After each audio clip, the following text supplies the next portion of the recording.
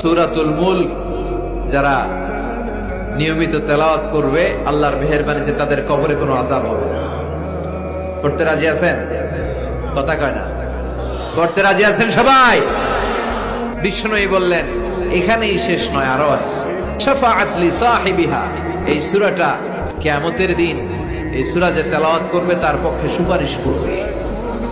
এজন্য বিষ্ণুই বললেন যে ব্যক্তি সূরাতুল মুলক নিয়মিত তেলাওয়াত করবে এই সূরাটা কিয়ামতের দিন ওই তেলাওয়াতকারীর জন্য আল্লাহর কাছে সুপারিশ করবে। এখানেই শেষ নয়।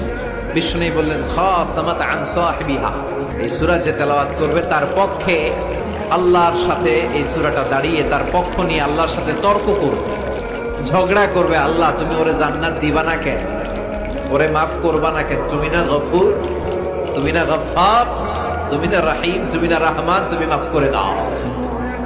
ও মিয়া, সুপারিশ করতেছে কে? সূরাতুল মুলক।